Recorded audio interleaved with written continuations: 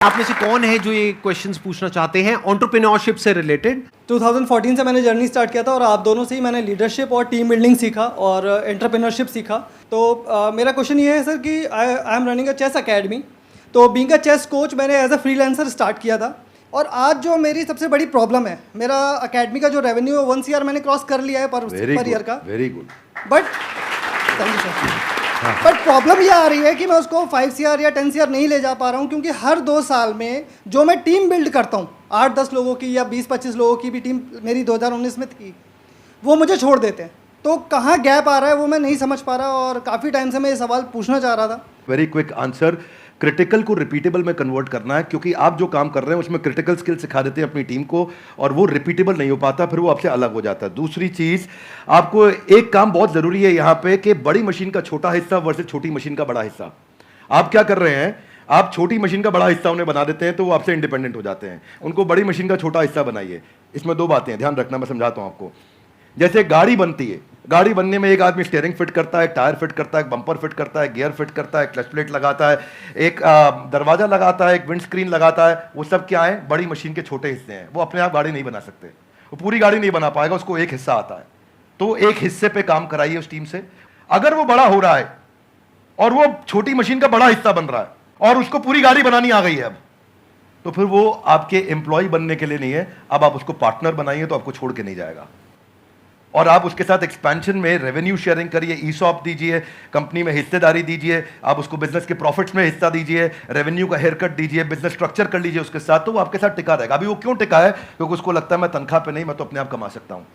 तो ये दूसरी चीज़ है। 2 बातें हैं। एक, पहला, क्रिटिकल को रिपीटेबल आप टेक्नोलॉजी से बनाइए। मैं मुंबई में एक आइसक्रीम वाला है, वो पिछले 150 साल से आइसक्रीम बनाता है, खिलाता है और वो बड़ा फेमस है। दुनिया भर में लोग उसकी आइसक्रीम लेकर के जाते हैं, उसका मिल्क शेक लेके जाते हैं, वो ड्राई आइस में पैक करके देता है, डब्बे में सील करके देता है। और मैं भी देखा, बड़ा अच्छा लगा मुझे देख करके, लेकिन तो बड़ा बड़ा लिखा है कि हमारी देश में कोई दूसरी ब्रांच नहीं है। तो मैं सोचता हूँ भाई तेरा कितना दुर्भाग्य है कि तू 150 साल में दूसरी ब्रांच नहीं बना पाया, क्योंकि वो क्रिटिकल को रिपीटेबल नहीं कर पा रहा है। तो आप क्रिटिकल को रिपीटेबल करने के लिए टेक्नोलॉजी बिल्ड करिए, तो फिर आप उसको स्केल कर पाएंगे। वो आपका पहला आंसर। और दूसरा, मैन पावर रिटेन कर पाएंगे, क्योंकि आप उन पर डिपेंडेंट नहीं है, वो दूसरा आंसर। तो दोनों चीजें कवर की। धन्यवाद। तो यहाँ पे मैं भी थोड़ा सा अपना पर्सपेक्टिव ऐड ऑन करता हूँ सर, कि अभी जो सर ने बात बोली बिल्कुल परफेक्ट है कि ये 2 तरीके हैं जो सर ने बताया। एक मेरे भी पर्सपेक्टिव से अगर आप देखेंगे तो आपको 2 चीज़ों का ध्यान रखना पड़ेगा। एक, या तो कोई ऐसा ब्रांड बना लीजिए अपना कि वहाँ पे इतना बड़ा एंट्री बैरियर आ जाए कि लोग ये कहें कि हमको चेस नहीं सीखना है, क्योंकि चेस सिखाने वाले तो बहुत लोग हो सकते हैं, वो कहें कि हमको तो इससे चेस सीखना है। जैसे पानी की बोतल का अगर एग्जांपल लिया जाए तो पानी की बोतल्स तो बहुत हैं, लेकिन जो ब्रांडेड पानी की बोतल है, और वो भी पानी की बोतल के नाम से जो सबसे पहला नाम हमारे माइंड में ब्रांड आता है, वो मुझे बोलने की जरूरत नहीं है, आप लोगों को पता है क्या आता है। पानी के साथ में सिनोनिमस कौन सा ब्रांड है, तो आदमी कहे कि मेरे को तो ये चाहिए, वो नहीं है तो कुछ और चाहिए।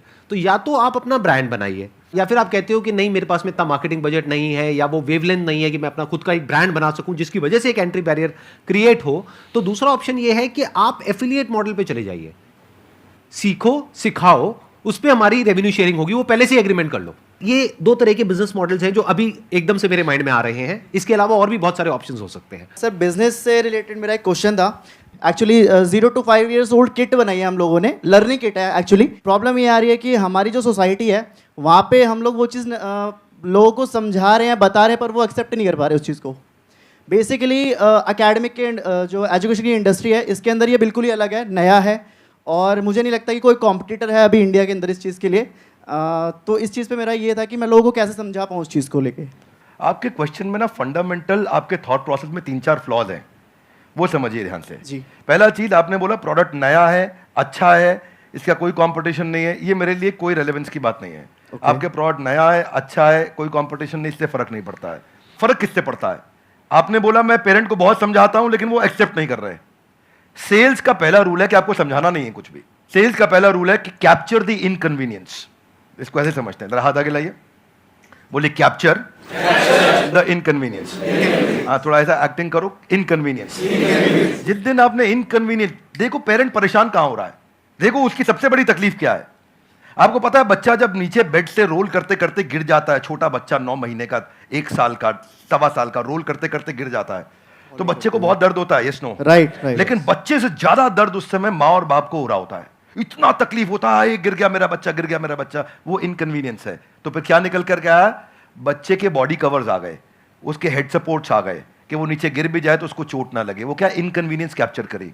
दूसरा चीज, जब आप ये करोगे, उसका नाइस एनालिसिस करोगे, उनका नीड, इंटरेस्ट, कंसर्न, एक्सपेक्टेशन, तो आपको बेचना नहीं पड़ेगा, वो अपने आप लेगा। ये आपके प्रोडक्ट का एमवीपी होता है कि आपको बेचे बिना लोग कस्टमर के लिए प्रीपे करने को तैयार हो जाएं, या एडवांस देने को तैयार हो जाएं, या कैश पेमेंट देने को तैयार हो जाएं, या प्रोडक्ट बनाते वक्त आपको लेटर ऑफ इंटेंट दे दें, या बोले कि मेरा बड़ा स्ट्रॉन्ग इच्छा है कि मैं लूंगा, कम से कम इतना बोल दें।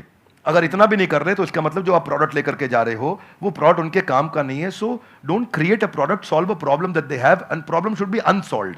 नाउ इसका रूल क्या है, जरा हाथ आगे लाइए, हाथ आगे लाइए everybody, both the hands out, हाथ आगे लाइए। पहला, कस्टमर की बर्निंग प्रॉब्लम, क्या? दूसरा, उसे ऐसे सॉल्व करो कि कस्टमर मेरे बिना अपने आप सॉल्व। जब आपने ये किया तो आपको ऑर्गेनिक मोनोपोली मिलेगी, आपको लोग पैसा एडवांस में देंगे, और फिर आपका जो स्क्रिप्ट होगा सेल्स का वो उनकी उस अनसॉल्व प्रॉब्लम के अराउंड होगा। देखो, कस्टमर सिग्नल देता है और अच्छा ब्रांड उसका प्रोडक्ट बना देता है। आपको बातचीत के दौरान कस्टमर ने सिग्नल दिए होंगे, मैं इसलिए नहीं दे रहा, मैं इसलिए नहीं दे रहा, मैं इसलिए नहीं दे रहा। वो जर्नी में घुसो और ढूंढो और उसको कैप्चर करो, और फिर वहां से आप प्रोडक्ट बनाओगे। इसके सैकड़ों एग्जांपल्स हैं। आप कहते जाएंगे, मैं देते जाऊंगा, देते पूरा। अब हमारे लिए क्या, हमारे लिए तो ये रोज का काम है। रोज अब तक मैं सैकड़ों हजारों बिजनेस देख चुका हूं जिनको मैं लॉस मेकिंग से प्रॉफिट मेकिंग बनाया। पर हम फंडामेंटल पहली चीज यही है कि आप ये देखो कि अनसॉल्व प्रॉब्लम, जो कि प्रॉब्लम नहीं होनी चाहिए, बर्निंग प्रॉब्लम होनी चाहिए, समस्या नहीं होनी चाहिए, ज्वलंत समस्या होनी चाहिए, और वहां से आप इंपैक्ट क्रिएट कर सकते हो। तो आपने जो प्रोडक्ट तैयार किया है उसमें ये ढूंढिए, और सारी पोजीशनिंग वहीं से होगी आपकी। इसको बोलते हैं reason for customer to switch. क्या बोलते हैं? Reason to customer. कस्टमर क्यों स्विच करके आएगा आपके पास में, उसके पास 5 रीजन क्या है, क्या वो 5 कारण है आपके पास आएगा, उनको आइडेंटिफाई करो, तो आपका प्रोडक्ट भी वहीं फोकस्ड होगा और आपकी स्टोरी भी वहीं फोकस्ड होगी। धन्यवाद।